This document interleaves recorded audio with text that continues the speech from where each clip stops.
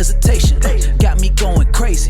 Keep it moving. I'm tuned in to True North Racing. The podcast that you need if you got the need for speed. John Morrison interviewing guests in the industry. Hey, short track, stock car racing. Gotta get it hype. Saturday night under the lights. Hear the engine rooming by. Smell the gas and feel the vibe. Going into overdrive. Drop the flag, then the car zooming by. Hey, True North Racing. Let's go. What's up, everyone, and welcome back to a new week of the True North Racing Podcast, brought to you by JoMo Media and Promotions. My name is Jon Morrison. Joining me, as always, is the lovely Megan Mitchell. Megan, how are you? I'm pretty good. How are you, John? I can't complain. How's your weekend? Eventful. Very eventful. Shall we elaborate on why it was so eventful, or should we keep it hush-hush? I'll let my dad elaborate more, but it was a good weekend for us. Yeah. And emotions were everywhere. I mean, my dad, I'll let him tell the whole story himself, but yeah. First feature, he started like fourth, yeah, because he was outside. Mm-hmm. Ran second like the entire feature. And like the last lap, Chase is standing in between my mom and I, and he's like arms around both of us. I'm gripping his back. Like it was such a tense night. Absolutely. So in the first feature, your dad finished second, but was ultimately awarded first for the first feature. In the second one, he came home seventh, which still is a great job. 15 cars ish came out. So absolutely proud of you guys and your dad for going out there. But I'm holding back my excitement because this week's guest on the show is Rick Mitchell, Megan's dad. So we're gonna let him do a lot of the talking in a little bit here, but for right now, we're gonna do our little opening segment like we always like we do. Anyways, I love my job, and this is going to sound really weird. I'm going to bring this up real quick. The past week, I have been extremely bored at work. So Megan's been a little primitive to a lot of this information in our group chat, as I've been kind of sending pictures and letting them know kind of like, hey, this is what I'm envisioning. This is what we're thinking of doing. And so far, I feel like I've accomplished a lot of it. And I'm looking forward to already, like, it's so weird to say because we're at the end of August. Yeah. We're still 4 months out from the end of 5. What, 4, 5, 5, 5? Math's not my forte. 4 months left in the year. Yeah, I think so. We got 4 months left in the year, and I'm already prepping on the 2023 season. This season's not even done. Like, so we've made the decision going forward after the season's done, we're going to go to every other week. As one thing we've kind of decided to do. I don't know how I feel about that still. No. Because this is the Sunday thing. This is what we do every Sunday. I say, yeah, we're going to be back by 8 o'clock. I'm back home by like 8:15. We start recording. And like, this is our Sunday nights. And I'm like, I don't know how I feel about having an extra Sunday night. Yeah. Like, I don't know what to do when we don't record, to be honest. Which is so, and next week we're not recording. No. Oh yeah, I was going to say that. Yeah, but to be fair, I already got stuff planned. I think I got to double check with the wife, but I think it looks like plans are heading us to go to Paris, Ontario, to go to the Washboard Union concert at the Paris Fair. Ooh. That's what it's looking like. I don't know what you're saying ooh for, because you were involved in this group. Okay, so hold up. Last week, Megan decides to put out there, like, saying, like, I need friends that'll take, go to mini putt, go bowling, this and that. I put down that I'm like, I'm good. Like, I just need to know so I can plan it around. Because I am a father of 2. I have 2 boys. I can't just like up and leave and do whatever I want to do. On the weekends I have them, I do have to plan around my kids when I have them. And it ended up becoming like this whole thing because Dale commented, and he just kind of went on about like, oh, you could just, it's like, can't you just like leave them home for like feed them like cats? Like, no, people get mad. Because he was already trying to yeah, I'd have someone knocking on my door and it wouldn't be friendly. Because he was trying to set something up for the weekend that we're all off because the go-karters have the track for the 17th right before championship night. Mm-hmm. And I was like, we can't go. I got the kids because the Monday we're going to the Ontario Science Center with Robert and Mav to celebrate Robert's birthday. So we have that going on. So unfortunately we won't be able to make it out because it's one of those things I got to plan around. It's just not, it's just one of those things I can't do. But yeah, but yeah, Megan, I'm not giving Megan a hard time because on that same post, on that same thread, I made a comment saying like, what's everyone doing next Sunday? Let's go, Paris Fair has got the washboard union. And you made comments about possibly going. So like, I don't know where you're oohing about. Like you knew about this. I did. I didn't know if that was still a thing though. So I didn't want to be like, oh yeah, I'm going to that. Yes, it's still a thing. I gotta just double check with Jacqueline to see if we're gonna go. But there's a good likelihood we are gonna go to Paris and go to the Washboard Union concert on the Sunday. So, which that's already gonna make it a busy weekend.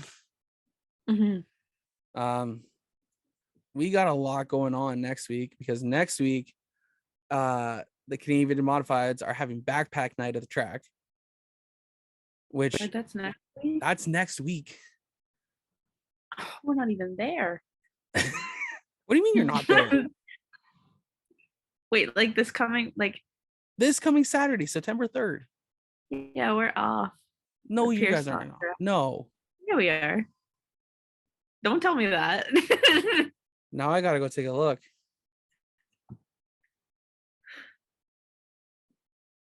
No way you guys are off.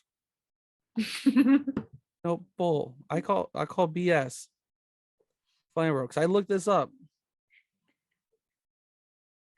Oh my god, am I stupid? I'm pretty sure we're off. No, this is not happening. Pro Lab, damn it, can't even see that one. Oh wait, hold on, it's right there. Oh, you guys are off. What the? Wow. I got too many schedules I think about. So, Jesus. Well, that sucks that you're not going to be there. What do you guys got planned though next week for your off week? Nothing. So I'm hearing a road trip to the track. Could be. Very well could be. Backpack night, bring out your cousins. I know, that's what I was gonna tell them. Like, you gotta go.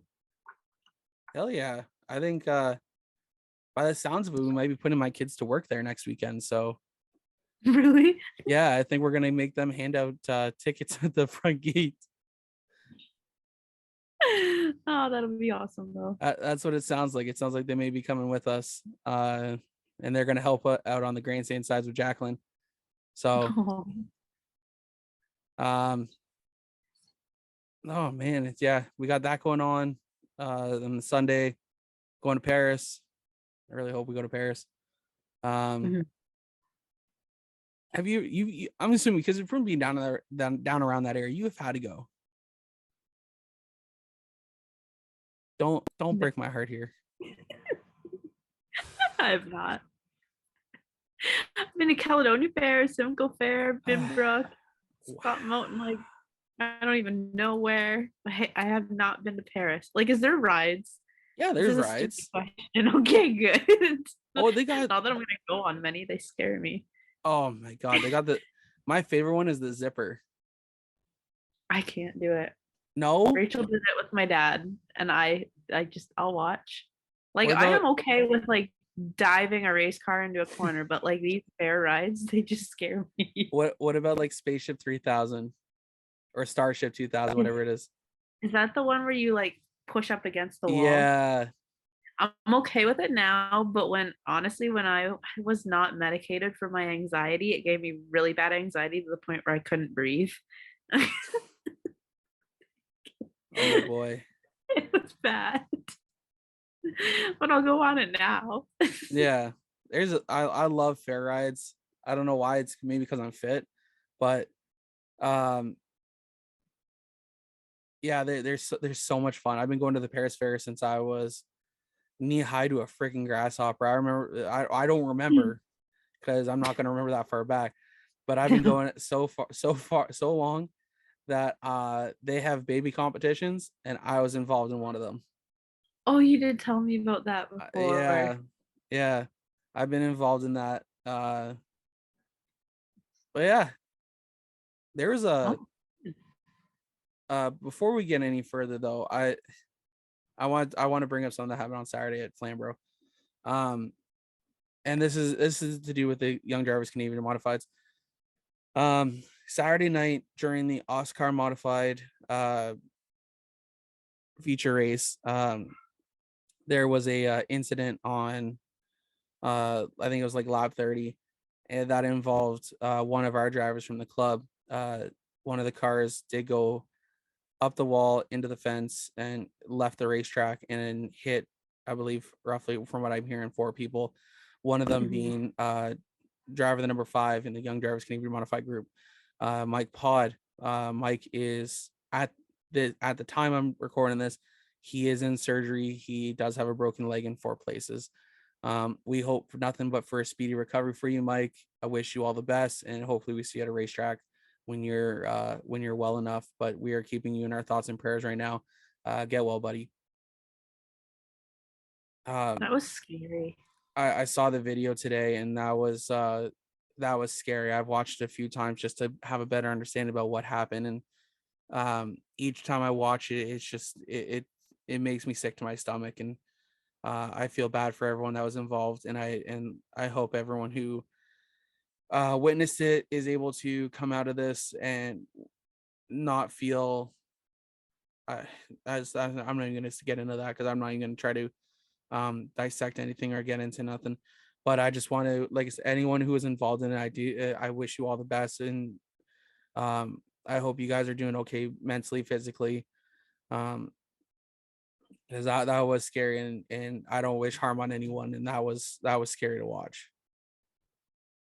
It was overall like it just eerie. Like nobody had a clue what the outcome was. We just knew someone left in an Yeah. ambulance, and there were so many lights and sirens. It was really scary. I don't want to see that ever again. No, that was scary. But I just wanted to bring up that quickly before continuing on with the show. I was mentioning earlier that the past week I've had nothing to do at work, and I've done a lot of stuff. One of them being, if anyone's seen on Sunday on JoMo Media and Promotions Facebook page, we launched a website. We have now officially launched jomomedia.ca, and it has a list of all our drivers this year, supporters. It's got where you can catch the True North Racing podcast. It's got your news. So our rundowns, our lineups that we post about on Fridays and Mondays ish are now going to be moved directly to the website. So that way we can, instead of having this massive long post on Facebook, it is now going to be a quick click over to the website, take a look and read. And but yeah, all our drivers who have been active this year are on it. They have their name, their number, the class they run, the track they run, all their sponsors. So Yeah, and to think that was only I kickstarted that idea this past week. Yeah. And in my mind, I'm like, this is an off-season plan.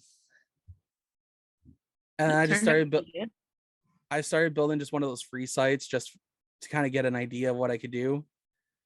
And then I got so far and I'm like, I think I'm okay with this. I think I could put this out and be happy with it. And so far, besides a couple minor things I've had to adjust, so far, I don't know. Have you checked it out? What do you think? It looks really good. I really like it. I just hope it's it helps, because going forward, like we're gonna have, I want to be able to have events that we're a part of. I Mhm. want to have a calendar. I want to have next year, because like I said, I want to do a stock. I want to have merchandise, but I don't want to have it outsourced. I want to just directly here with me. I'm gonna have the shop there, so that way we can directly, boom, invoice comes in, ship it out. Yeah. That's the game plan. I think it looks okay to start. It's gonna get there's gonna be additions going forward. I'm excited to see how it goes. I think it's gonna. Yeah, I think the one thing I was really proud about doing was the supporters. I put out there on, I put a supporters page up on the website, and there it says the first one I have, just because it happened to be the first logo I grabbed, and it was Megan's sister Rachel's design business she has. And that was the first one. I was like, you know what, like I gotta make sure the people that I'm working with feel appreciated. Mhm. So for your sister, she designed a whole freaking banner for me. She's gonna design calendars. Rachel, if you're listening or gonna listen, I may ask you to design a t-shirt if you're up for it. But I appreciate her a lot, and because she has such great designs, and I love what she does. Same thing with Lift the Visor. I got Lift the Visor up there. I got Driver Cal, big supporters. They love what we do here. I have my buddy Brandon over at Vision 20 Studios. I gotta send him more work. Yeah. He did the promo video that we did for Wow One Day Painting. Oh yeah. Yeah, so he did that one. I sent him the clips that I needed to use, and he put them together. Looked great. I thought it was perfect. Mhm.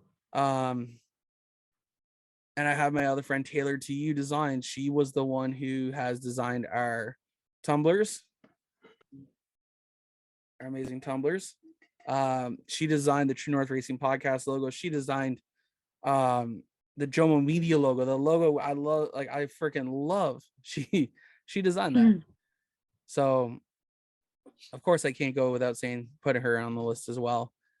But yeah, for anyone who wants to be a supporter of JoMo Media, there's a contact us section of the page, so you can go on there, reach out to us. If you want to say something about the show, there's a contact page. There's a contact us post at the bottom.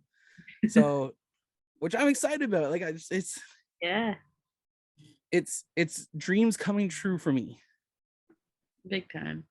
Like I said, I've had to do, because of not having stuff at work. I've written down like 12 things I want to do. Yeah. So far the website was number one. That's got it. There's a bunch of stuff on that list. I think I sent you it, but like my writing's all crap, so like I don't know how much you could actually read of it. I could read it. So come the off season, we are going to be changing up how we also run the program.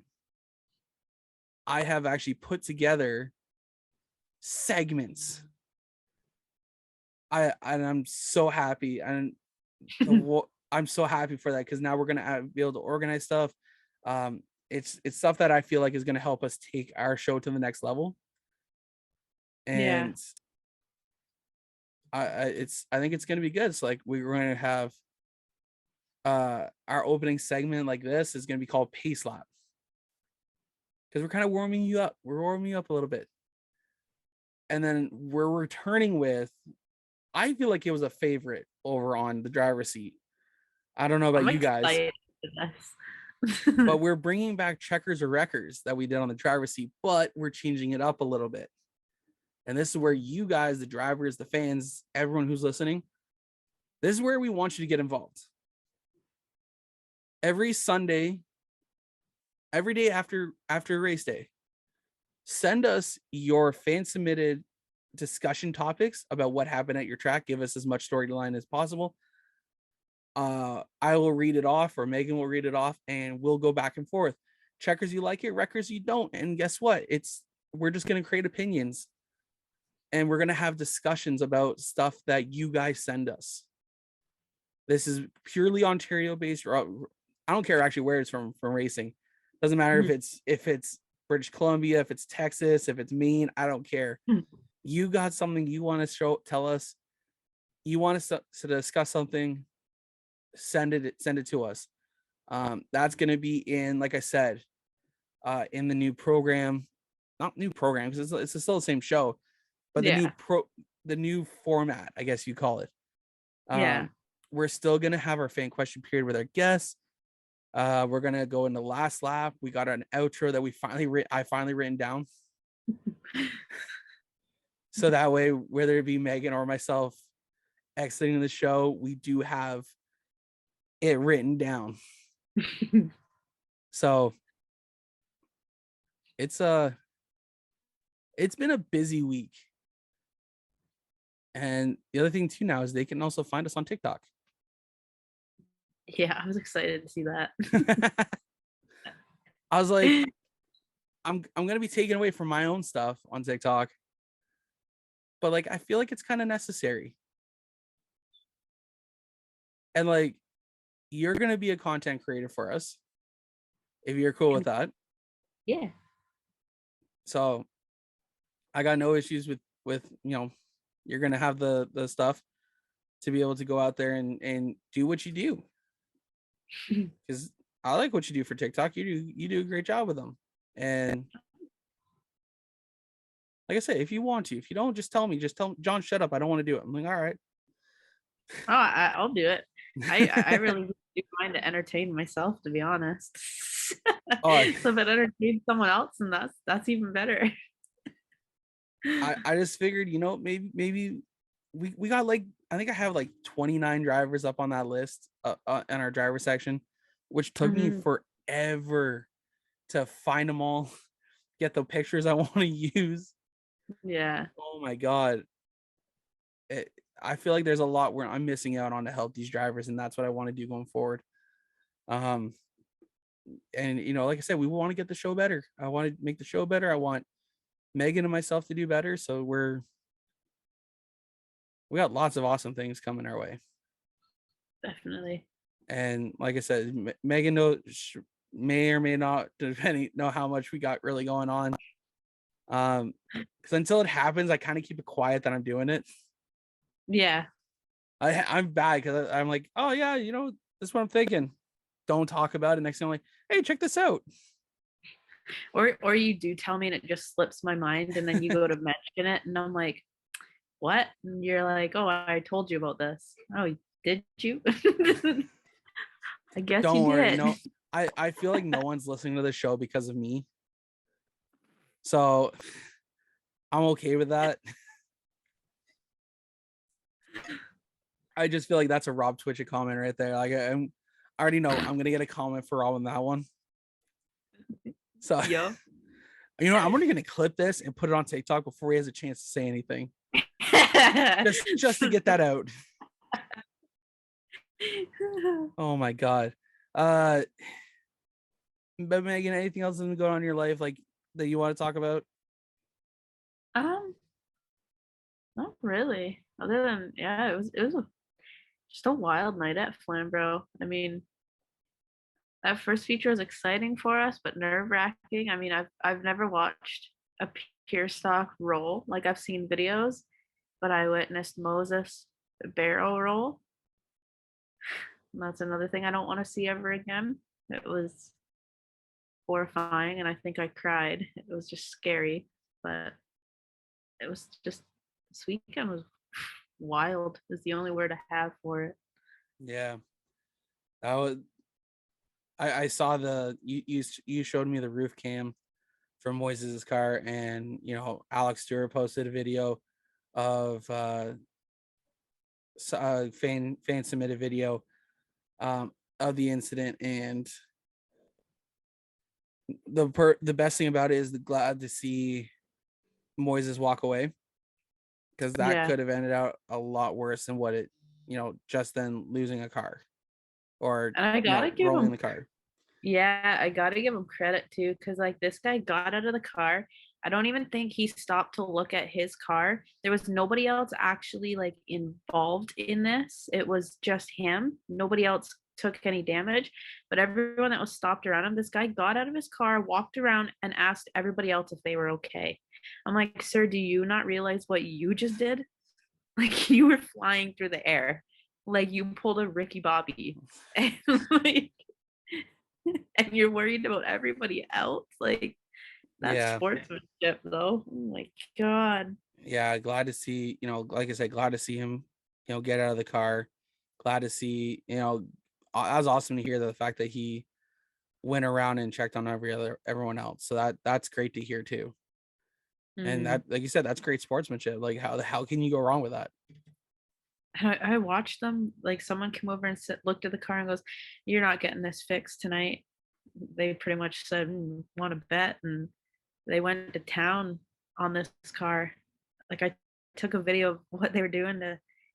I don't even know what they were doing, but it was almost like Toy Story when like one toy's broken and everybody just swarmed and like they're all doing stuff, and like Moses went back out for the second feature, didn't complete the whole thing. He only did like 1 or 2 laps, but still, Hey, got it back out there. God, like you hit the wall and you rolled and you still came back. Like that's, oh my God. Like race teams are a different breed, honestly. The support that people get in the pits. You may show up with 2 guys, you may show up with like 12 people, but when something goes wrong and you're good friends with a lot of them, you're gonna have 20 or 30 people, if not more, from other teams. What do you need? What do you need? What do you need? Like helping out, taking off tires, changing upper control arms, doing whatever they need to get that car back out on the track. And I feel like that's more important now than ever, especially with the way the car counts are. Definitely. We don't want to see cars wrecking and come, sitting on the trailer, loading up and going home. We love seeing the fact that I love seeing 20, 30 guys get around a car and pick up the pieces of a broken car and get it back together and get it back out on track. That's camaraderie in the pits, and I love seeing that. There needs to be more of it. Yeah. Someone always, I don't know who it was, but someone said, I'd rather beat you on the track than beat you when you're on jack stands. Exactly. Like that's, to me, like that's a perfect way for that. Definitely. But again, glad to see everyone walk away. A lot of scary things happen. It was a rough night for a lot of people.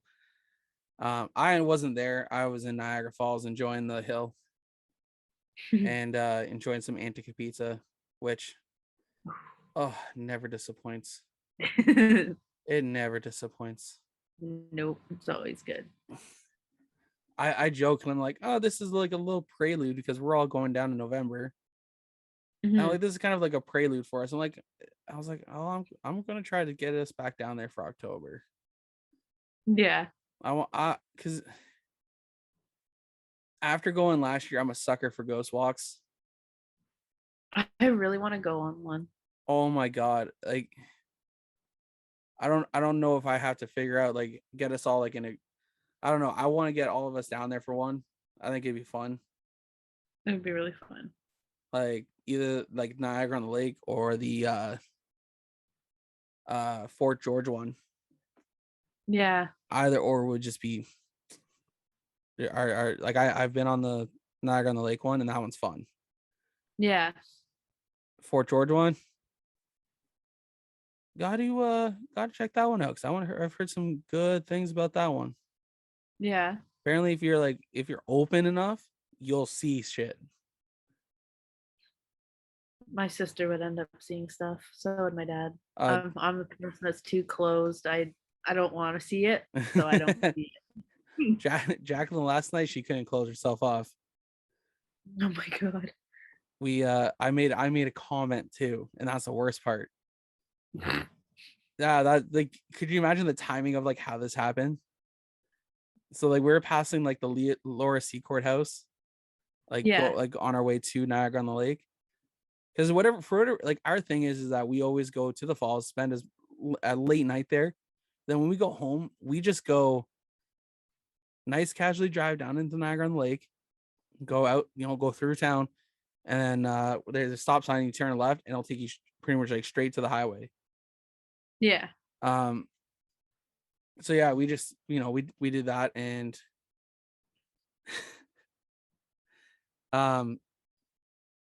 yeah, we were just so we did that, and I made a comment. I was like, man, wouldn't it just be weird if like you just see this dark figure walk in front of the car, and I just drive through it? No. Instantly, boom. She's like, John, do you see that fog? No, I do not. And I'm like, nope. Twice that happened last night. One going by the Lower C courthouse, she instantly got sad. Like she started crying. Oh. Yeah. And I didn't know this. And then I'm like, she's like, oh, are we near the fort? And I said, yeah, we're near the fort. I'm like, it's just through these trees. And she's like, okay. I'm like, why? She's like, oh, no reason. We come out. She's like, I got major goosebumps. And I'm like, she's like, is it foggy up ahead? I'm like, no, it's not. I'm like, I'm me being the prankster I am, I'm kind of like leaning over and trying to see like maybe it was just her window for whatever reason. And I was like, no, you're clear, you're good. And like, she's like, no, John, there's fog up ahead. I'm like, no, there's no fog. I can see all the way in Niagara on the Lake at this point. Like, oh my god. So I love her to death. I like I said, I want to go. I want to go experience some of that stuff, because it's just so interesting how I also love history, so that helps me a lot. Yeah. But on that note, I say we get your dad in here, and I get off the mic for a change, and I'll let you take over for the rest of the show. I'm ready. All right, let's bring in Rick Mitchell now. Okay, everyone, we're back now with my dad, Rick Mitchell. Now I don't even know whether I say like, Rick, how are you? Or like, Dad, how are you? So I'm just gonna go with Dad because I feel like, hey, yeah. Oh, so Dad, how are you? I'm good. I want to say thank you, Jonathan, for inviting me on for your 73rd episode.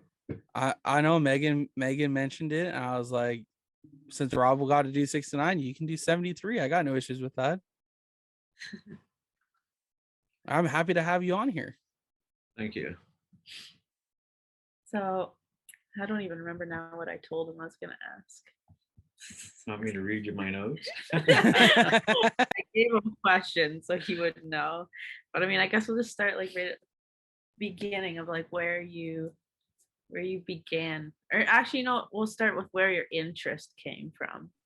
Where your interest in racing was from. My interest sparked in like 1970. My family moved to a house at Nels Corners on the property of Flamboro Speedway, and we got to watch the races every Friday night. So that's where it all began for me. As soon as I watched them guys racing, I knew that's what I wanted to do. See, I feel weird now. I don't know if I'm supposed to watch and the camera look at you. I'm This is playing such a weird myself. episode because like we only on the driver's seat once is when we had you and Caitlin together, and now Yeah. you're interviewing someone and it's just Yeah. Oh, okay. But all right, so where did you get your first start in racing? Like what track, what car? I what got two division? stories for that, actually. The first time I drove a race car, I was in grade 7, and my dad was like the maintenance guy at the track at Cuga Speedway. So during the middle of the week, one of the late model drivers by the name of Harold Linney wanted to come out and test his car. So I was there watching him, and I got to talk to him, tell him how one day I wanted to drive a race car. So he let me take his late model out. One of his pit crew sat in the passenger side, and we did about 5 or 6 laps around there. And I think it was a Gran Torino. Hmm. It was pretty exciting. And so my first start in my own car would have been, I think, 1978. My dad bought a partially built Volkswagen Beetle, and we got it from, I think it was Neil Slack, and forget who the other person was. They started building it. We bought it from them and finished building it, and we ran the mini stocks at Cuga Speedway in 78. And I mean, I feel weird. I set up these questions, but I already know the answer. But I guess nobody else does. So I'm learning all this for the first time. So fair enough. I guess, do you want to tell them where the number 73 came from? And have you always ran 73 or has it changed? Well, number 73 came from Kenny Reimer, 1970, when we were watching the races, and he was my favorite late model driver. So first opportunity that we got to race, we picked number 73, and we've always used that number until 2006. It was already taken, so we ran Dell Senior's number 3 on the car for, I think it was 6 weekends. Yeah, I think that's what we came to the conclusion. And I mean, I feel bad when people sit there and tell me, oh, well, you should pick your own number, stop taking your dad's number. Too late. I have an attachment and I have success with it too, so. Oh yeah. see right there. Yeah, just runs in the family pretty much. Exactly. Oh, I'm kind of jumping ahead now. But I mean, you've had a lot of different cars. So like, do you have a favorite one? I do. My favorite season would have been, I think it was like 1992. We ran the B Challengers at Flamboro, and it was a 1977 Chevelle. And it was kind of like a modified street stock, really. We were allowed to, cut the springs and run Hoosier racing tires and run the old, they called them double bump heads, the fuelie heads, 300 horse heads. So those cars were pretty fast. It was a lot of fun. We ran that at Flamboro.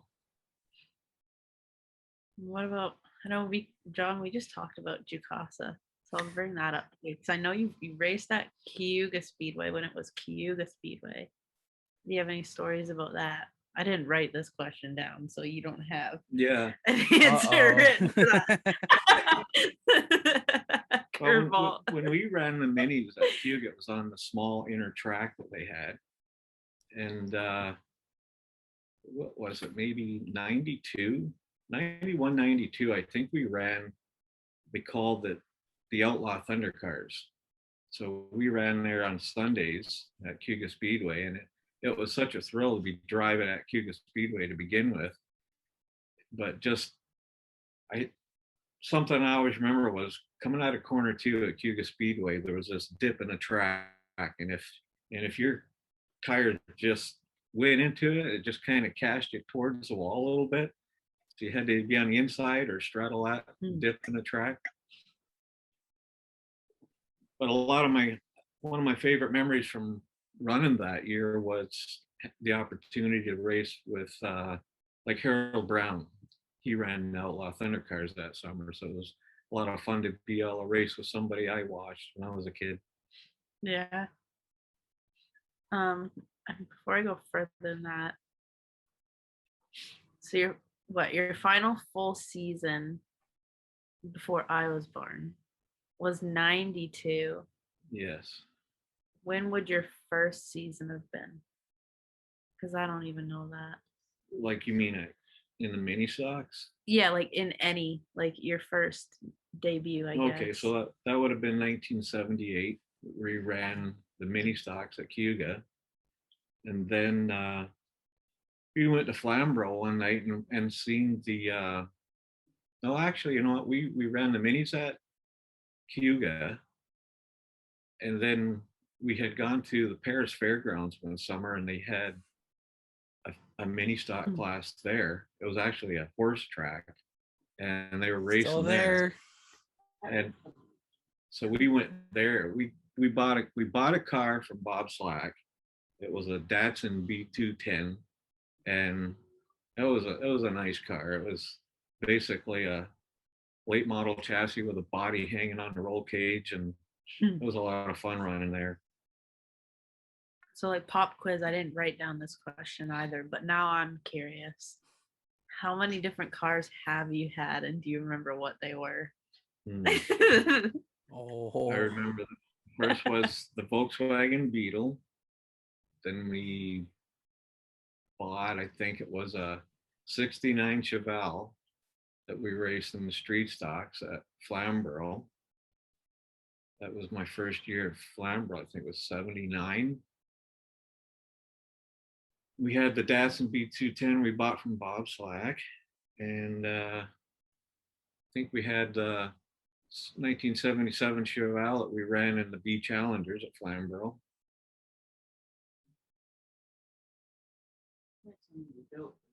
We got out of racing for, I think it's like 92 was our last year to race at Flamboro, and we didn't get back into it till 2006.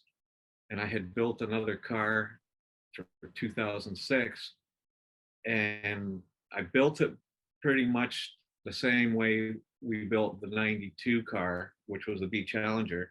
So by the time we got to the track with it, found out it was so outdated, it really wasn't competitive.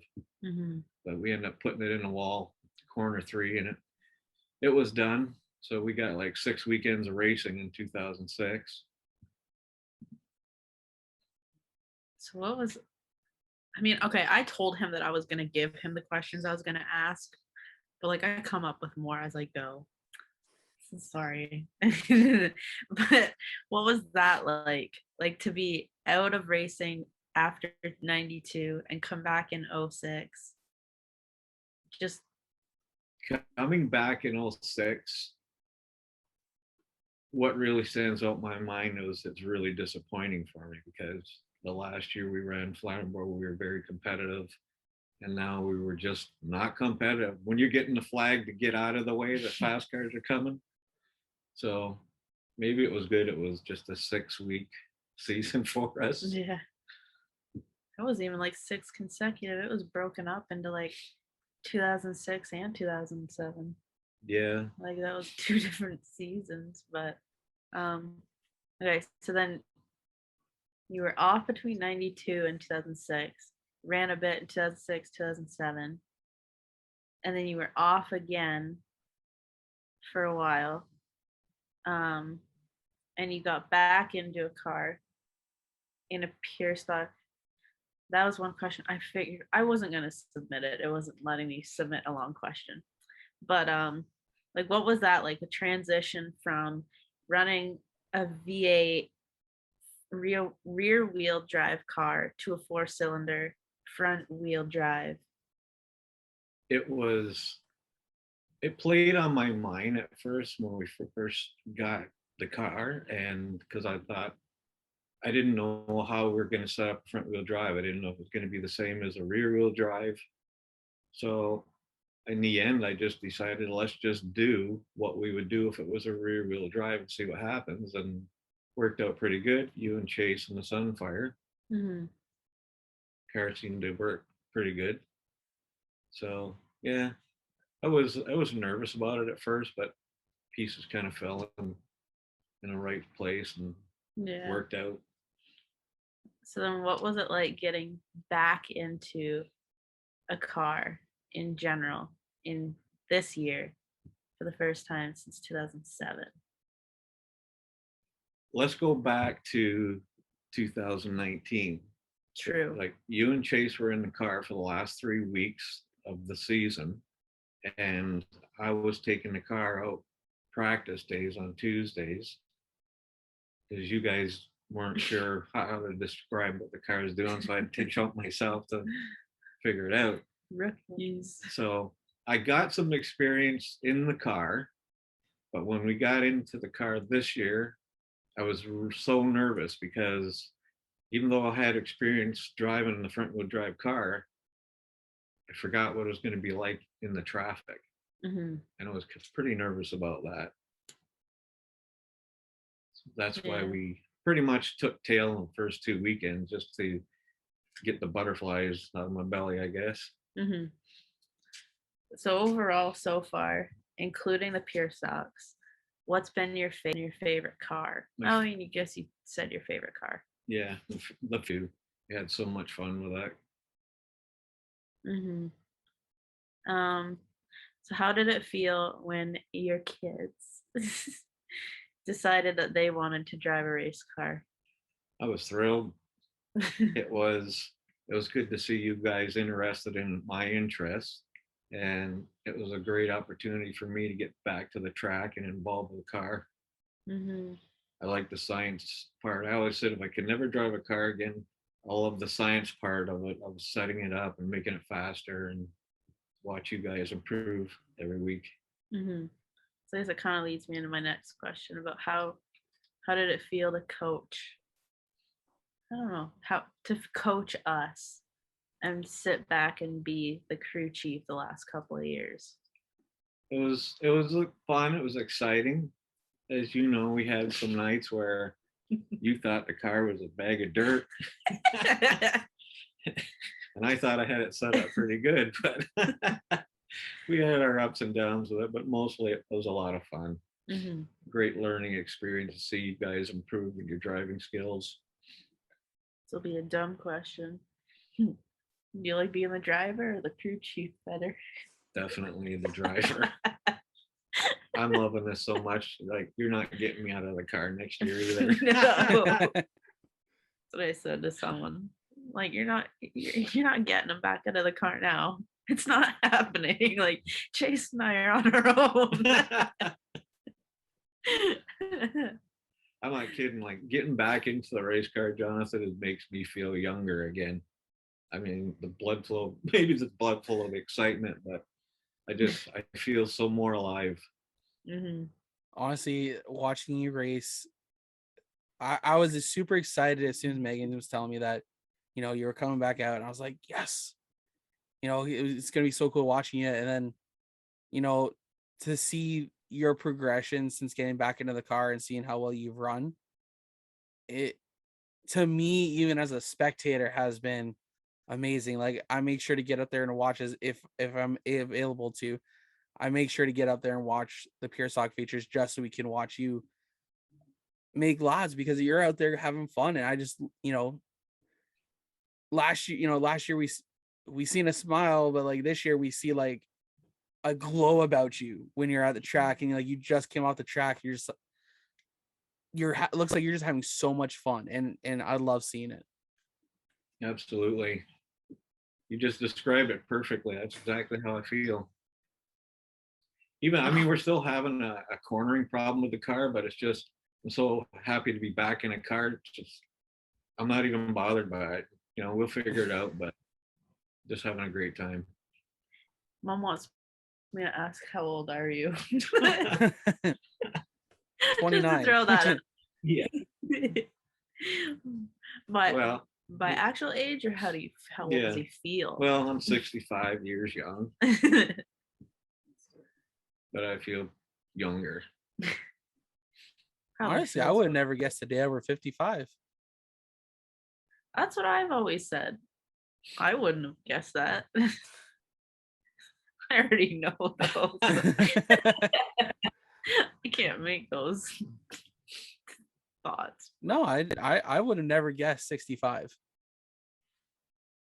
Like, I forget how old I am sometimes, so I don't even think about it. Even. I don't want to So- think about it. hold up. Here we go. I know there's nothing against your age, but we need to know who's the oldest winner is at Flamboro Speedway. Yeah, Because I think at 65, that puts a pretty good run at it definitely. of a feature winner. So, I mean, I don't know. Maybe we'll have to reach out to Gary and see if he knows of a. All right, guys. Sorry about that.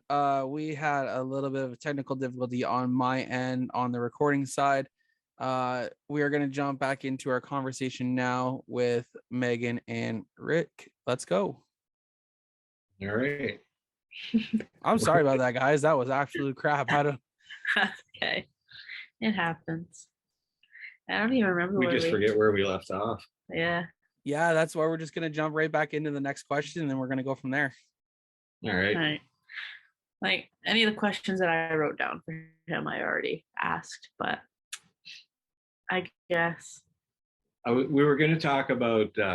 Somebody asked me a couple of weeks ago what sparked the thoughts of putting me in the car instead of Megan and Chase this year, and it's kind of it goes back 6-7 years really. I was in a car accident 6-7 years ago, and got an injury from that, and I had cancer, throat cancer, before the car accident, and then after the car accident was the COVID, which was kind of cool being in a coma for a week. I mean, I didn't know they were going to put me in a coma, so when you wake up and you don't know where you are, that's pretty weird. But, That's like the biggest trip you've ever been on at that point. right? Where am I? How did I Good get God. here?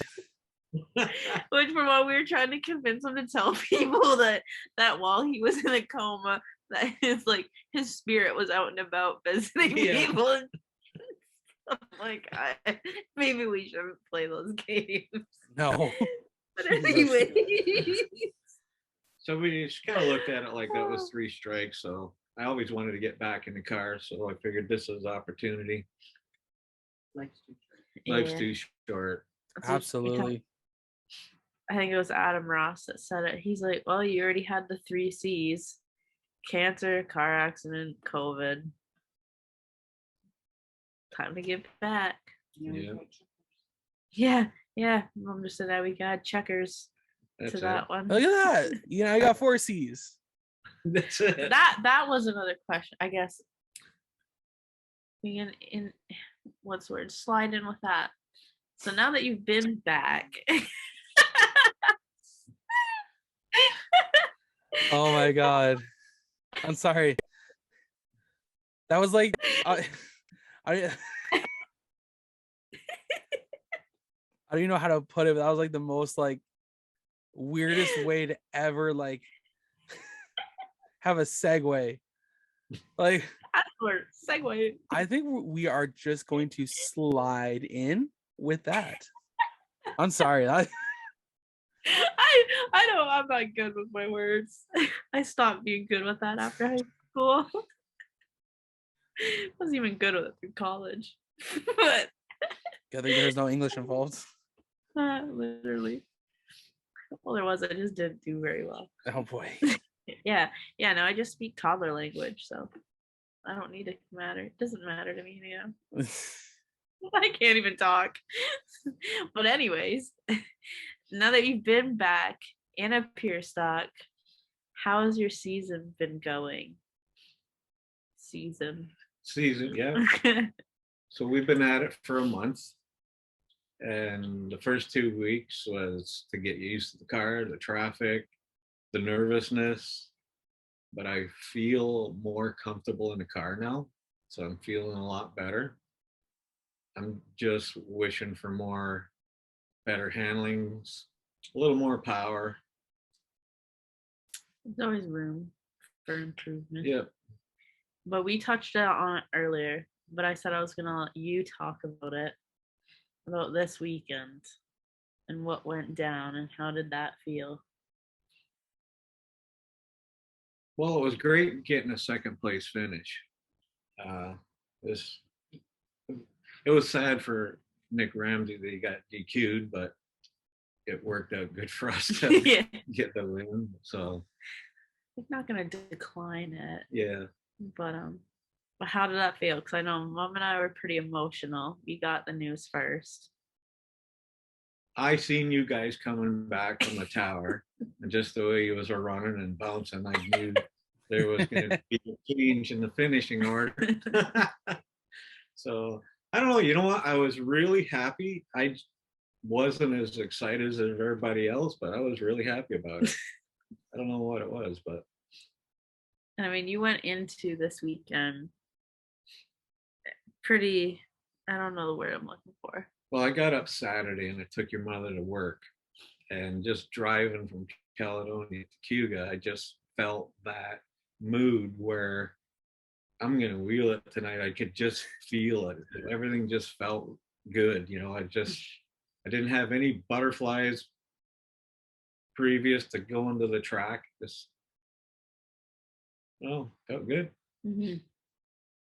Worked out. I mean, usually, you know what it's like. You're on your way to the track and you're so nervous, and you get to the track and you got to go pee 10 times before you even sign in. I knew he was feeling good because him and I are the same way. We don't eat on race days, especially if we're the ones driving. And one of the things he said to me was, I'm feeling so good about today. This is like before the race. He's like, I'm feeling so good about today. I could eat right now. I'm like, wow. And you got that. Yeah. I'm like, I understand that. I'm the same way. I don't eat. I'm even when it's him or Chase in the car, I don't eat on race day because it's okay. So I've heard this from multiple different drivers. Now, like, what do you mean? Like, you don't eat? Like, you don't have breakfast, lunch, and then you eat after the races? Like, what? I get up in the morning, and I might have a coffee or iced coffee usually, but my nerves are so wound up. I can't eat because I just feel like I'm gonna throw up. My nerves are just so tense, so I won't eat until our second feature's done, and I'll get something to eat at the track. yeah. But yeah, last night we pretty much unloaded the car, and it's like, I think I could eat a hot dog. I'm hungry. Like, not eating has nothing to do with like left side weight or anything like that. Like it's just I figured it didn't. Just in case anyone listening wondered, it's nerves. Yeah. Like I think everyone thinks that race car drivers are all like, I don't know, like Iron Man or something, which we kind of are, but there's still nerves. I don't know. I think it's normal. I've heard a lot of people say it. And then there's others that don't. They'll still eat. I think I talked to Alex about that this weekend, and I think he's one of the ones that it doesn't affect him. He'll eat. I can't. I can guarantee you right now, I'd be one of those guys where I'm like, I don't give a damn. I'll be one of those guys who be like waiting in line with the helmet just above the head, just eating a Flamburger before going out. Like, that would be me, I guaranteed. Oh my god. Yeah. Wow.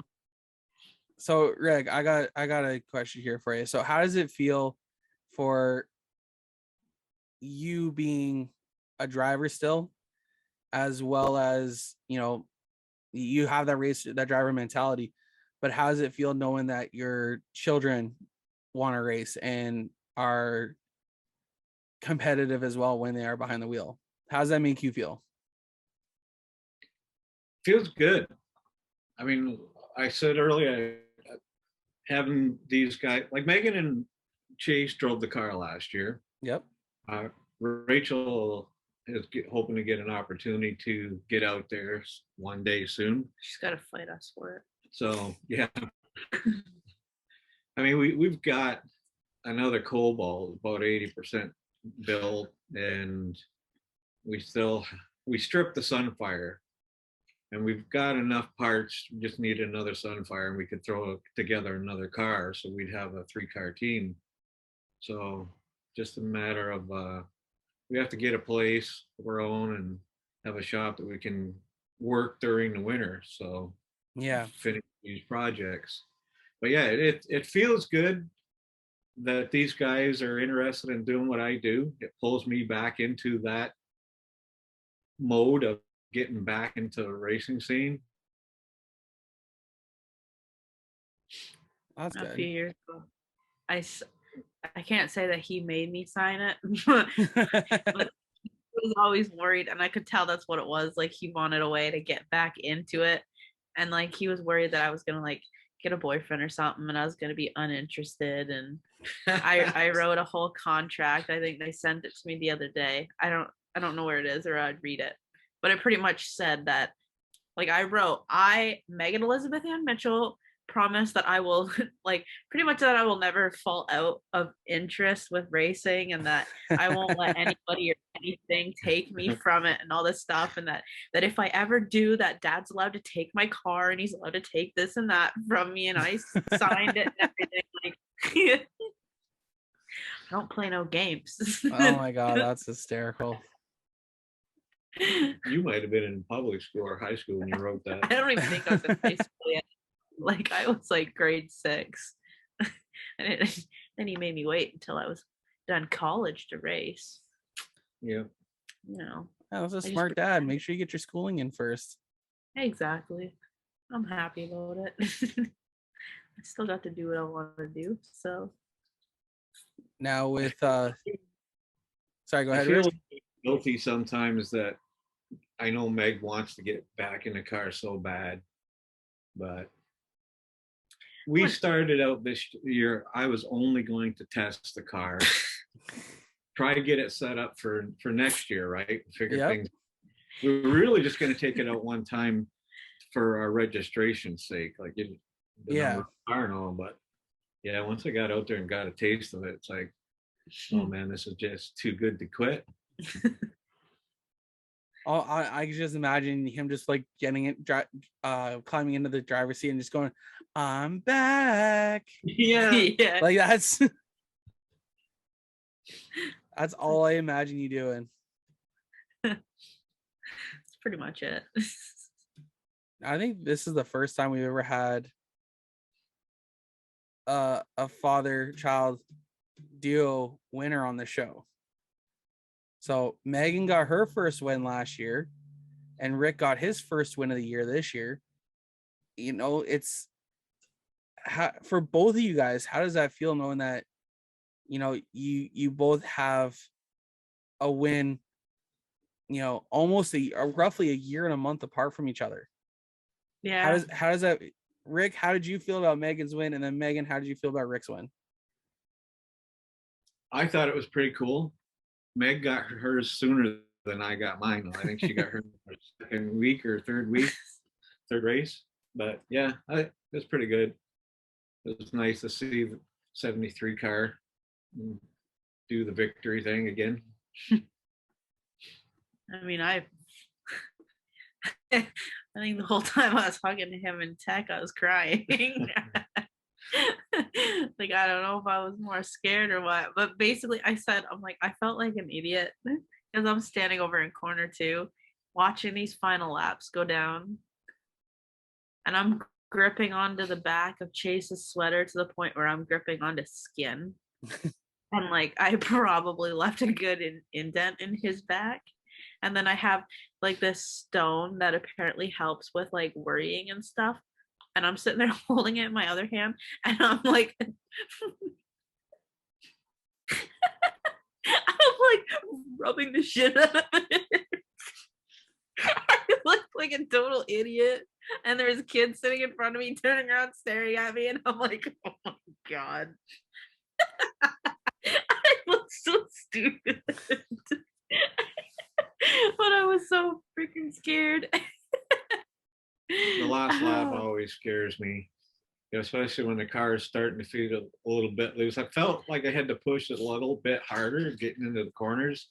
Spencer Rydell was coming up pretty fast behind me, so I figured I got to just try to get a couple more feet ahead of him if I can do it in the corners. And the car was just kind of hard turning it last night, so I'm thinking, I see that white flag come out, and I thought, come on, car, hold up, one more lap. That's awesome. You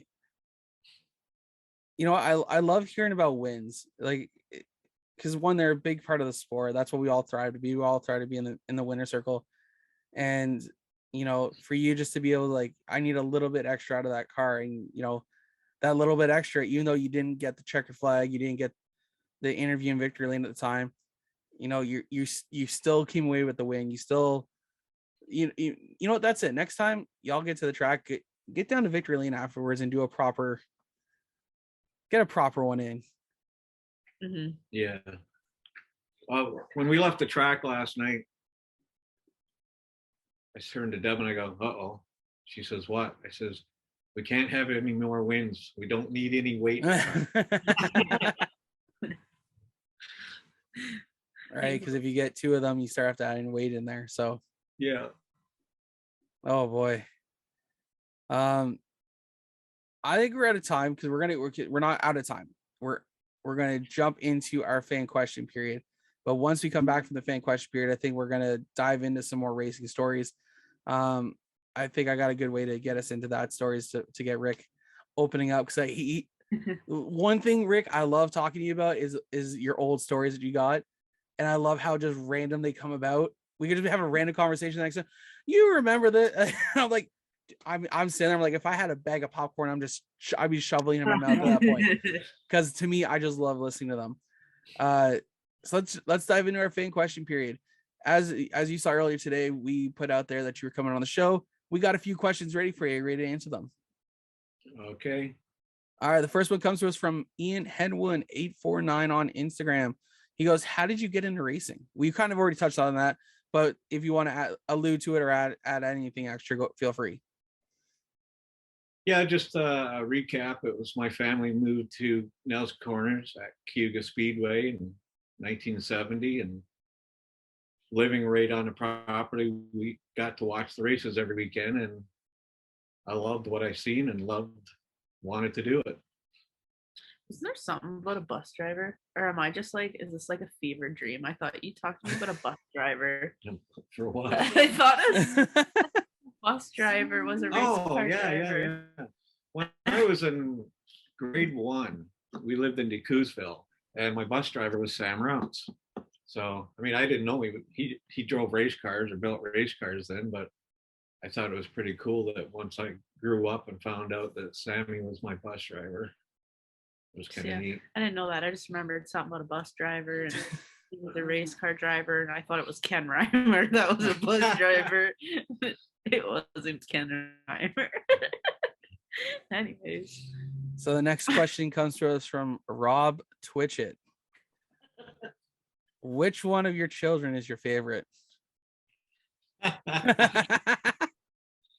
I'm going to give you the boring positive answer that I'm proud of them all equally, but I'm going to have a smart ass answer and say that I'm going to have to say I'm the favorite because I'm the biggest kid of the bunch. So, although Rachel and I discussed this question earlier pretty deeply, and we came to the conclusion that out of the three of us, the favorite's Rachel, because Rachel never drove that Sunfire off the track all beat up and gave him work to do on it. So if we go by that, Rachel's the favorite. Yeah, that was Meg's response. It depends on who ganged the car up the most. Yeah.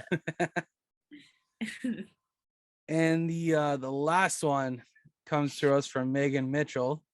For some weird reason, she submitted her own question in, but like she's on the show, so like so Megan, you can ask this one. How many mosquitoes does it take to eat a whale? Meg was 5 years old and she made up this joke. Oh Just God. out of the blue, she says, "How many mosquitoes does it take to eat a whale?" I says, "I don't know." She says, "Lots."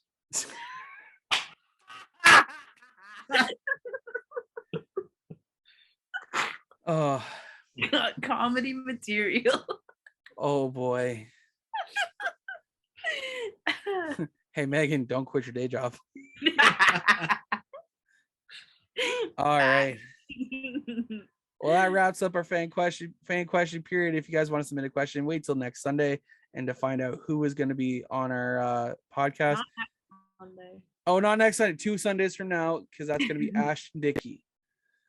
That's who it is. That's who our guest is in 2 weeks. So if you guys got questions for him, submit them on September 11th, starting at noon, to our Facebook, Instagram pages, and we'll ask Ashton the next time he's on. So yeah, Rick, thank you for answering those questions and taking the time for them. Thank you for having me on. So this year you're running a throwback paint scheme. Why don't you talk a little bit about it? Yeah, that comes from my favorite driver, late model driver from the 70s, was Ken Reimer. He used to race a 1969 Beaumont, which was Matador orange with a black hood. And nobody makes Matador orange. We used to be able to buy it Canadian Tire, and they don't sell it anymore. So we just went with the brightest orange we could get. It was cool with the Matador orange because my first street stock was a 69 Chevelle, and I had painted it to look like Ken Reimer's late model. And we bought the Matador orange, and under the lights at Flamboro, as it goes under the lights, the paint would actually go orange, red, orange, red, orange, red. So it's kind of a neat paint. So that's why we did that. Okay, you know, that makes a lot of sense. But okay, so now I want to jump into, because this is the first I've ever heard of it. What was the inner track at Cayuga? Where how was it set up? Because every footage I've ever seen of the track, there's never been an inner track. So explain to us where that is, or where it was. It was part of the front stretch. Okay. So if you're sitting in grandstands looking out onto the track, it was, I'm not even sure what size the track was, but like part of the front stretch was its front stretch, and then it was a flat track. Yeah. I'm not sure if it was still there when they ran the races and they used it as part of their pit. The cars would come in to do their pit stops. Yep. That's pretty much what it was. Well, you've been to Oswego, right? Yep. Were you at Oswego when they had their small inner track? No, I never was. I watched it on G-Force though. Okay, well, it's pretty much the same idea as that, a smaller inner track. Okay. Front stretch. Okay. Yeah, I never knew that. When you're talking about the paint scheme, I wanted to say, what was the photographer's name that came up, talked to you, and asked you if we were related to Ken Reimer? Was that Peter?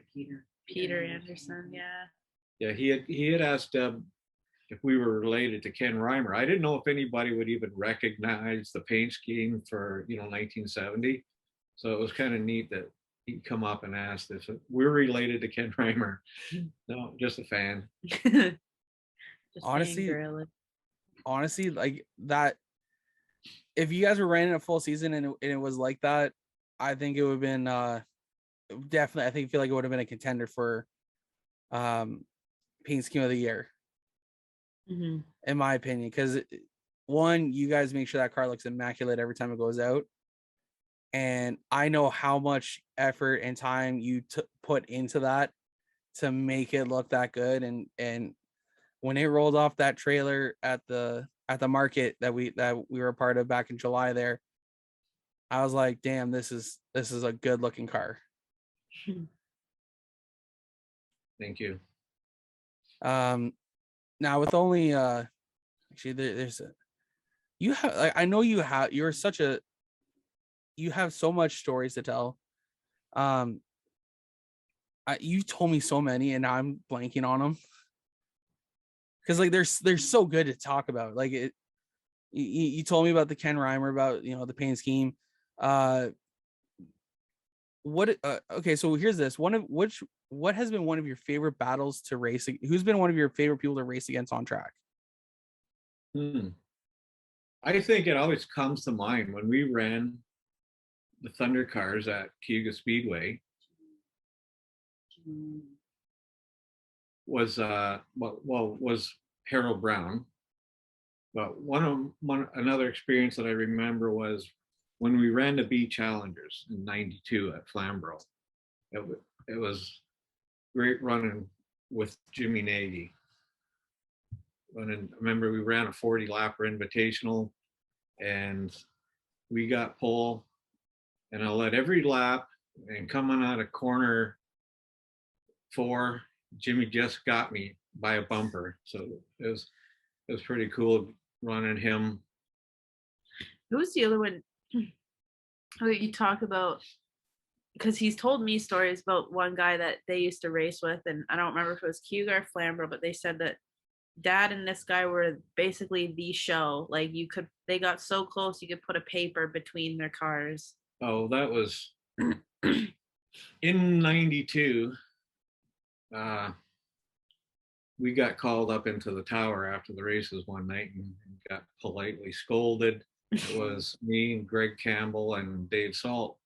And they told us that we put on a really good show, that we put our cars in holes that aren't big enough for the cars, but we need to calm down a little bit.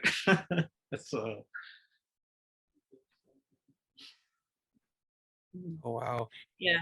Which it's funny when I hear these names because I recognize it, and then I find out that they're not even guys that I've raced with. Like Dave Salt would be Carl Salt's dad.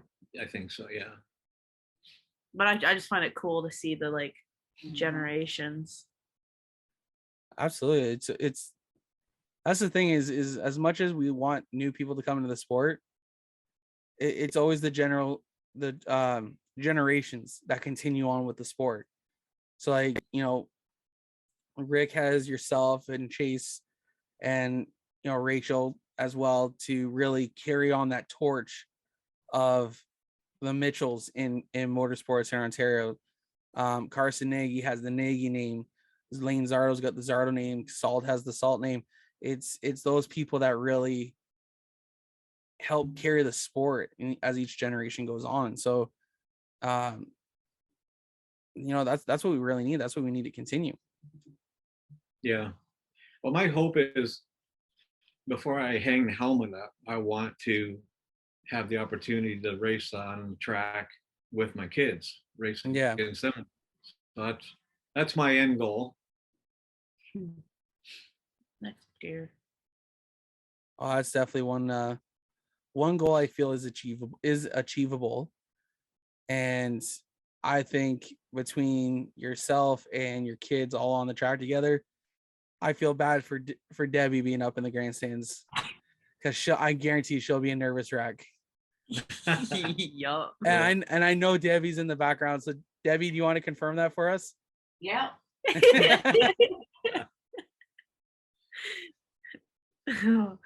Yeah. She'll be a wreck. Well, someone send a security down there to get Kaylin down there, get everyone down there. Oh man. To make sure Jason, I don't break out into a fist fight or something. We wouldn't do that though. I wouldn't fight my brother. I don't know. I think you would. It depends on the day. It really does. Oh boy. What's been one of your, okay, so here's another one. I don't think I've ever asked this one. Have you ever had any rivals on track? I don't think I've ever asked that question to anyone. So it's a good question though. We should start asking. We should. I don't know if we had like a weekend to weekend rival. I mean, we were just talking the other night about how it was in '92 with the Challenger division, and to me, it was pretty rough. You know, the black flag didn't really get used that much. I almost felt like we were allowed to, you know, well, I mean, we used the bumper on each other, but it was to move a car out of the groove. We never put a car in a wall or put them in the infield. It was just to move them up a groove so you can get in the inside. But it's kind of hard to do that with these front wheel drives. They react so differently.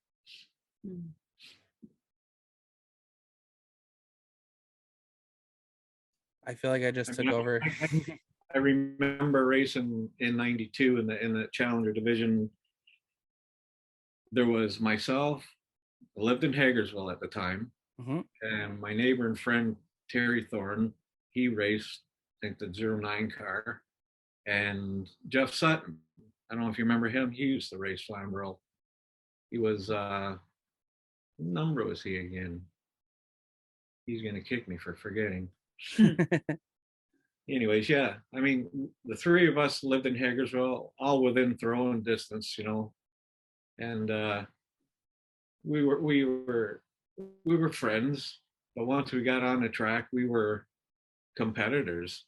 So, you know, we might put the bump to one another off and on, but we were always friends at the end of the night.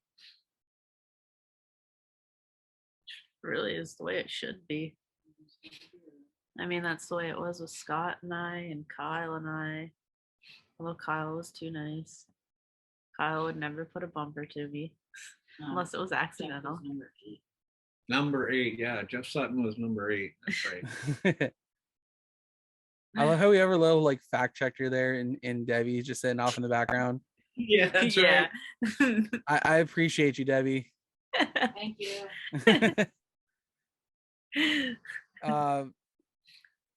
You know what? That's the thing is, whenever that's the one thing I've always noticed about drivers. If you're a good driver, when you put that helmet on, you don't think about any of your friends. It's like what I always say about the mask by Jim Carrey, that involves Jim Carrey. Every time he puts it, that mask comes on, what happens? Completely different person. All y'all little racers, y'all are the same. And the only reason I know that is because every time I put a helmet on and I go go-kart racing, I'll wreck my own grandma if she's out there. I will stuff her into the tire wall. I got no issues. See you at Thanksgiving, Grandma. I'm gonna shove you so hard I'll see. Oh man, I feel bad if anyone goes go-karting with me. It's funny because we've talked about it before, because I think Dad and I had a discussion like maybe a year ago about like when we do race together, what are we gonna do when we're both competitive and we're both running around each other? Are we gonna take it easy on each other, or are we gonna battle it out like we're just another person? And I told him, I'm like, if you ever go easy on me, I will be furious. Like, don't take it easy on me. I'm not your kid out there. Like, just send it. Race me the way you race anyone else. I want to feel it. And I mean, I hope Chase does too, but yeah. So here's a question then. We know if Rick gives an easy. Okay, so how about let's reverse the roles. Reverse the roles here. Rick, if Megan was leading, coming to the check or coming out of turn 4, you got your nose in there. Would you spin her for the win? No, I wouldn't. No, I wouldn't. It's really hoping you say yes. I might try to ease her over a little bit, so I at least keep up the timer and have a drag race to the finish line, but I wouldn't turn somebody to win a race. Oh, you're a lot nicer person than I would be. Damn. Maybe that's why I'm on the mic and not in a race car. I feel like I'd be getting too many black flags.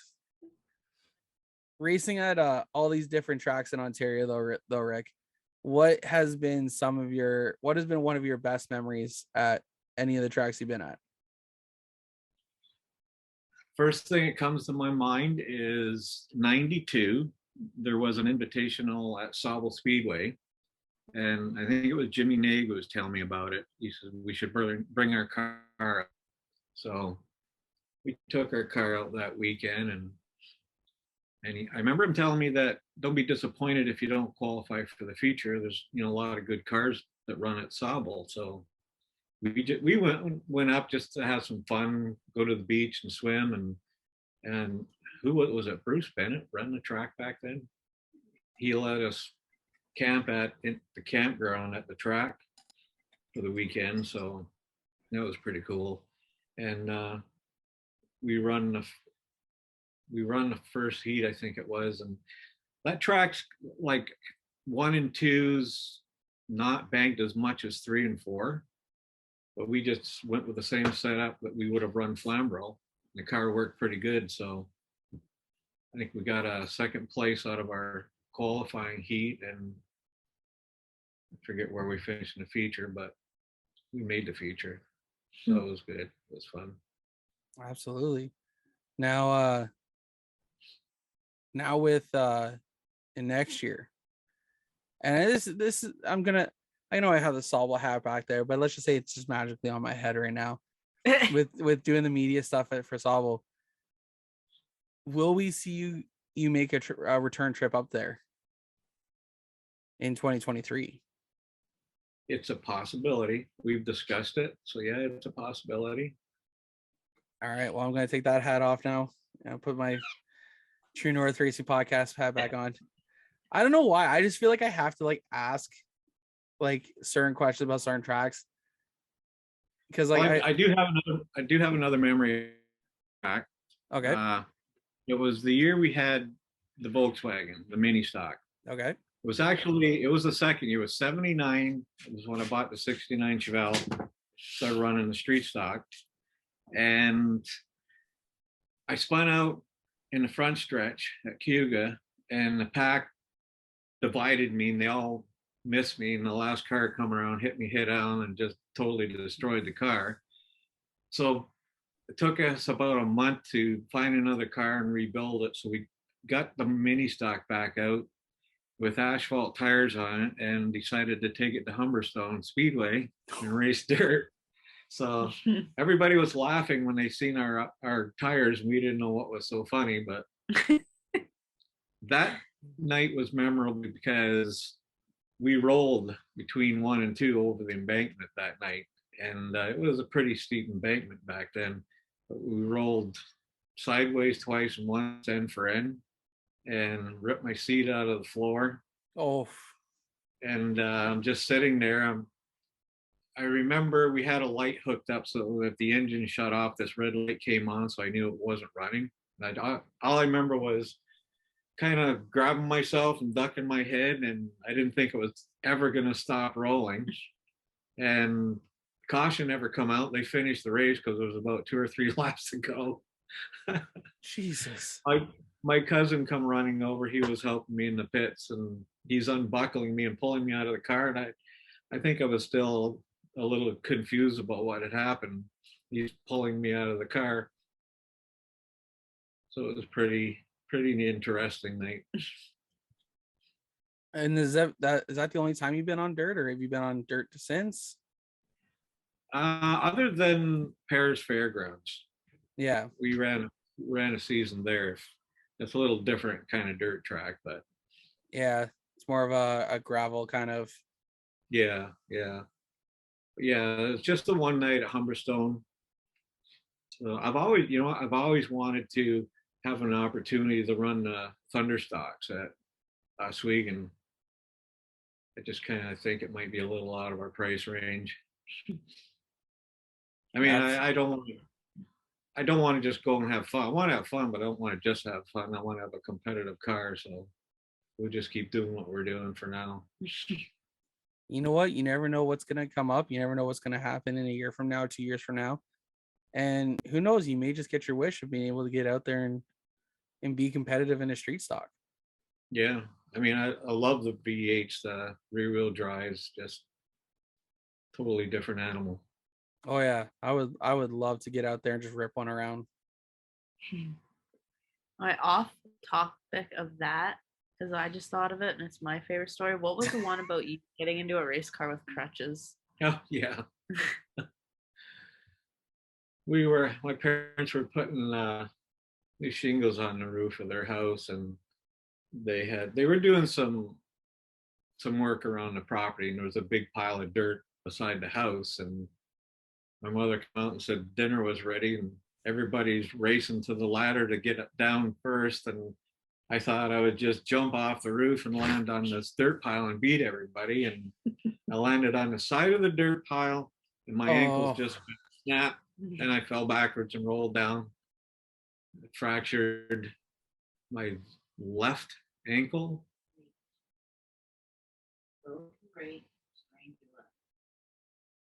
Whatever. I ended up with a cast on one of them. Your gas pedal foot. My gas pedal foot, that's it. So when we were sitting fourth in the points that year, so I knew if we missed one night, we were going to fall back a lot. So we went to the track with the cast on, and because the cast didn't allow my ankle to flex on the gas pedal, we duct taped about 3 tea towels on the bottom of my shoe so I could straight in and out off the gas pedal. And during practice, I started getting a cramp in my leg. It was just too heavy. So we took a couple of bungee cords and put them around my ankle and underneath the dash, hold my leg up. So it was pretty cool that night. We won our heat. So I get out of the car. Dave Frank's doing the pictures, and so I had to get out with my crutches, you know. We had the crutches in the car, so when I got out the car, I could get back and forth in the pits. Oh my god, I love that. What's wrong with this light? Spirits. Oh, okay. Oh boy, let's not get back into that topic again. Oh man, I think we're gonna pause the conversation there, Rick. We're gonna definitely get you back in here another time, and we're gonna continue on with the conversation and talk to you more about your racing stories. And you know, we'll try to get you back on for next year, and then that way we'll let you finish out the year. We'll let you marinate kind of deal over the winter. That's just sounded weird. But we'll get you back in, and we'll dive into some more racing stories. How's that sound? That sounds awesome.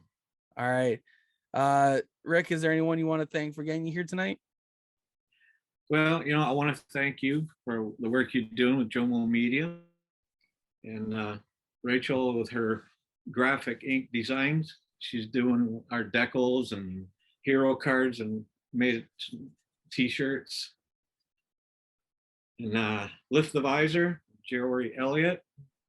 And I guess one of our main sponsors is MRC Racing for all the financing. That's awesome. Is there anyone else you want to thank? I got to thank my wife, Deb, for having the patience, for tolerating us spending the kids' college money on race cars.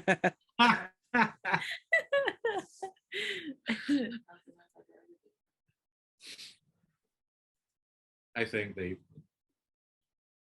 considered it a good trade, eh, Meg? Very. I mean, I'm still in debt for OSAP, but that's fine. But race cars are life. Exactly. All right, Rick. Well, considering we pretty much give a shout out to MRC Racing pretty much every week on the show to figure out where you guys are racing, we can cover the social media stuff because Megan, that's all Megan's forte right there, right? Yeah. I guess, Rick, thank you so much for jumping on with us this week for episode 73 of the True North Racing Podcast. We wish you all the best in the rest of the 2022 season, and we look forward to chatting with you soon. Awesome. Thank you. All right. Have yourself a good night now. All right, guys, I was driving the number 73 pure stock at Flamboro Speedway. That was Rick Mitchell. That was definitely a lot of fun. I liked having your dad on. It was he gave different perspectives of it, and I liked it. Mm-hmm. He's got a lot of perspective on like the old school racing versus today. So I like to hear those comparisons. I didn't realize, even though he ran on and off for years, I didn't realize how early he actually started. Mm-hmm.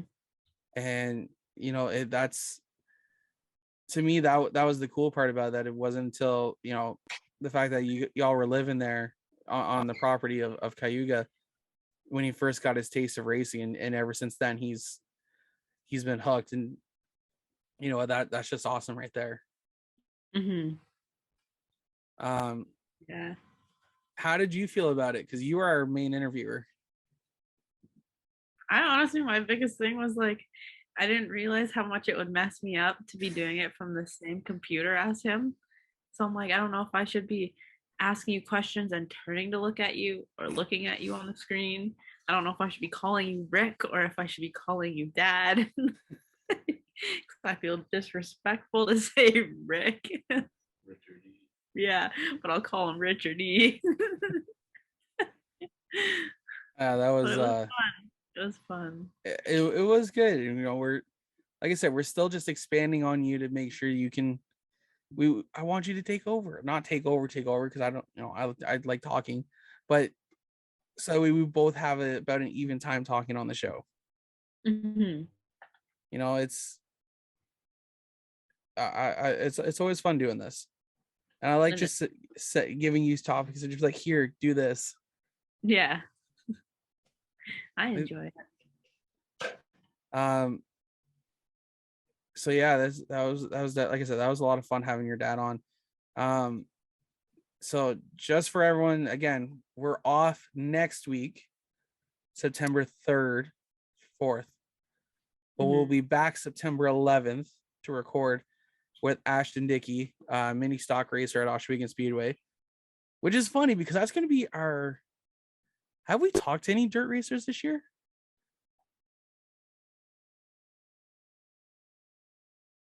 I want to say no, but I'm scared that I'm gonna like be forgetting someone, and someone's gonna be like, "That's what I'm thinking too." Well, we talked to Rob Twitchett. Yeah, we did talk to Rob. Do we really count him in the mini as a dirt driver? I'm not gonna get it on that. We did talk to Cameron Thompson. That's true, yeah. I'm just going back through our list here. Dale Millar did. That's true. He did. Yeah, that's been it for this year. Wow. I feel like we're slacking. Well, I'm in. Yeah. I got to reach out to a sprint car driver this week, to see if they would like to come on for a future episode of the show. Don't worry, it's the same one I showed you a picture of last week. Yeah, I figured. Yeah. So sorry, no, this cat was just acting stupid, so that's what that face was for. I don't know what she was doing. Oh boy. I don't really have much else for y'all tonight. I've been very like I said, it's so weird because I'm usually very open about talking about stuff, about like what we got going on in the background or whatever like that. But like right now, I just want to keep everything a secret. Yeah. Because like I don't want to give everything away. Mm-hmm. But I think for our final episode, we are going to do a giveaway. I'm down for that. I'm going to get a shirt sent in. And we're going to do a giveaway with the signed tumbler. Oh, yeah. Yeah, I still have that. Nice. So I got to get a few more drivers to sign it. Pretty much all the Delaware drivers. Yeah. Are the only ones that need to sign it, I think. Just trying to think here. Yeah, because Alex was there, Cameron was there, Brandon, Victoria, you, your dad. I was gonna say my brother, but at the same time, like, fun fact, last year 2019, we were sharing the car, like every night. Like he ran one feature and I ran the next. This kid had someone come up with a checkered flag and say, who drives this car? And Chase said, I do. As I'm walking towards him, he signed the freaking flag and then quickly shooed them away, not allowing me to sign the flag. Oh, So I'm like, you know what? Game on. oh, Keelan needs to sign it, Yeah. and the rest of the CVMs, like Jay Pepin, Right. Connor Ross, Adam Ross, Rob Twitchett, Carly and Ricky Westwood, Williger. Ricky Williger. Yeah, we still got quite a bit to do. So Mhm. we're gonna do a giveaway for the last episode of the race season schedule, which will fall just after autumn colors on on Thanksgiving weekend, Labor Day. Yeah. Next weekend is bike giveaway backpack